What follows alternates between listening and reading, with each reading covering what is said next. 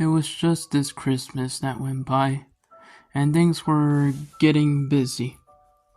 I had to start buying presents for the whole family.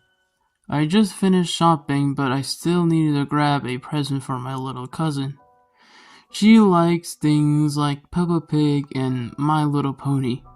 She really liked, and I say really liked for a reason, Max and Ruby.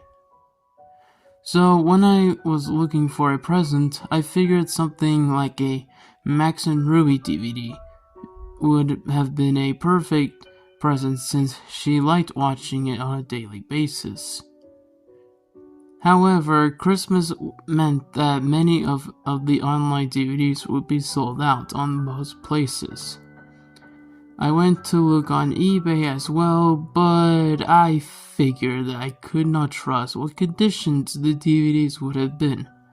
So I was stuck in a rut for a while until that package arrived.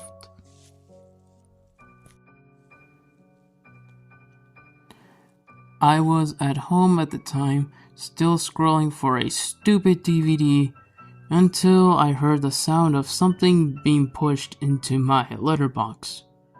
I caught a hold of it before my dog did, and I took a look at the package. It seemed to be wrapped fairly bad, though, with it looked like it had grease marks and stains on it. I opened the package, and inside was something I could not explain. It was a Max and Ruby DVD, but I have never seen this one before, not even online. It looked like some kid had drawn on the front cover with a marker and the title that just says Max and Ruby with what looked like a poorly drawn illustration of Max and Ruby on the front. There were no names or anything, but on the back it had a list of all of 4 episodes with all blunt titles. Episode 1 to Episode 4. I quickly gave the DVD a watch-over. To my surprise, all of the episodes were in perfect quality and seemed to have no flaws. It was as if it was a real DVD, but just with a homemade cover. Well, a bad cover. The only thing I thought that appeared odd to me was the episode menu screen. The episodes had names, but they were all titled Max and Ruby 1 to Max and Ruby 4, with the numbers being changed as it went down to the list. The actual selection screen was just a plain white screen with black text and nothing else. After giving it much thought, I changed the cover to something a little more nicer by printing out a DVD cover that I have found on Google and tracked down, and the names of the episodes so that they were labeled correctly. So I left the episode list screen alone because I figured it was self-explanatory. Christmas went by and things were fine. I gave my little cousin her DVD and she was happy with it all through Christmas. But that was only because she hadn't even watched it yet. On Boxing Day, the family had gone out for lunch and left me to babysit my cousin. I was not too bothered about being alone at home, though. I figured now it was a good time to put the DVD for her. So I put the DVD into the DVD player and let it to play while I was in the kitchen eating dinner. From what I could hear, she had watched episodes 1 to 3 so far. I was just about to finish my noodles when I heard my cousin screaming from the other room. I dropped everything and I ran into the living room to see what was wrong. That's when I saw my cousin curled up on the floor, screaming and crying. I asked her what's wrong until I looked up to the TV, and I felt like my heart went in my throat. What I caught a glimpse of was one of the most horrifying and disturbing things I have ever seen. It was what seemed to be a frame of Max and Ruby standing next to each other in complete darkness. What made it so scary was their lack of faces. They had lost their noses and mouths, and their eyes looked like they were replaced with these big black holes. The colors were in disgusting blood red, and there was even faint static in the background. The sound was replaced with sounded like the Max and Ruby theme playing backwards, with faint sound of the static mixing it all. It had to be one of the most disturbing things I have ever seen, and it must have been on the screen for like at least maybe 20 seconds before the screen went black and our TV turned off, and the DVD popped out of the DVD player, which alone was really strange because DVDs don't really do that, especially for TVs. I was able to calm my cousin down, telling her it wasn't real, and that she had a nightmare as she had fallen asleep in front of the TV. However, I knew in my mind that it was completely real.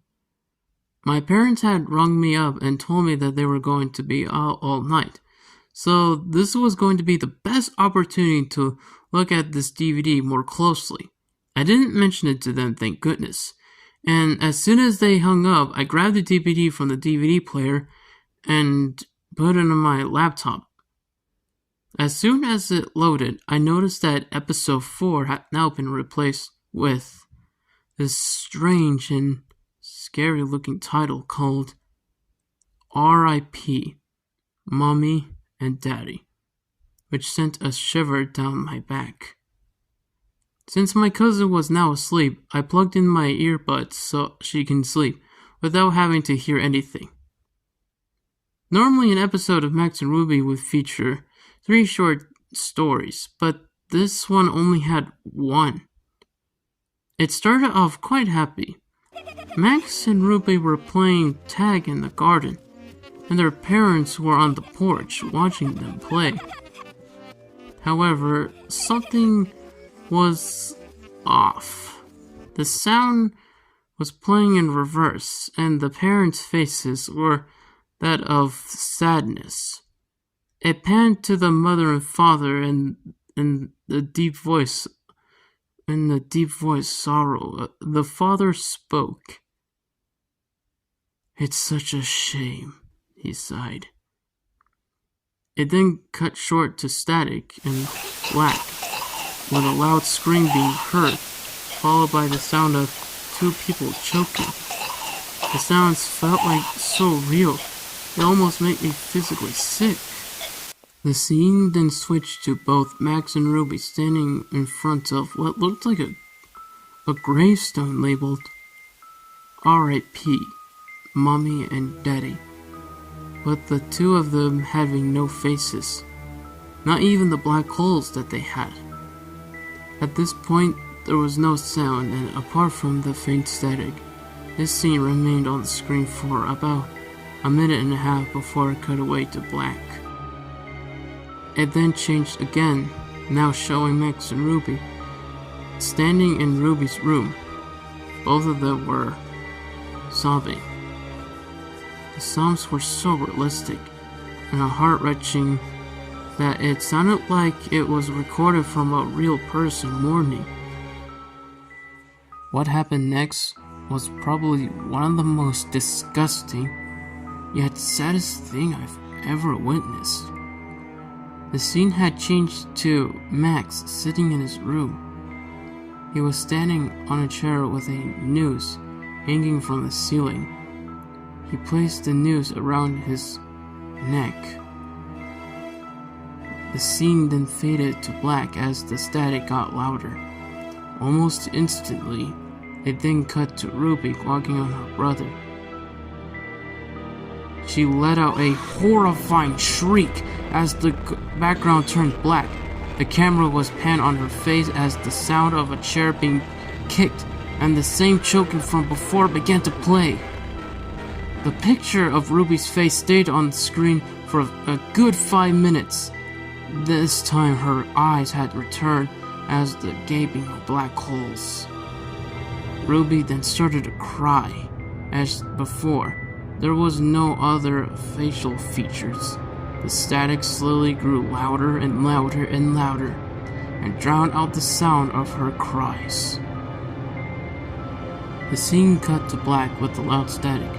When the screen returned, Ruby was sitting on her own, in the garden by 2 gravestones. One gravestone was the same one before, that was labeled R.I.P. Mommy and Daddy. But there was a new gravestone that was labeled R.I.P. Brother.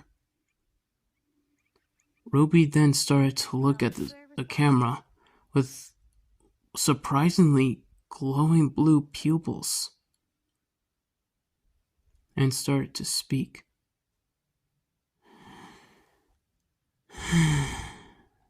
Well, whoever's watching this is because you never watch any of me and my brother's episodes.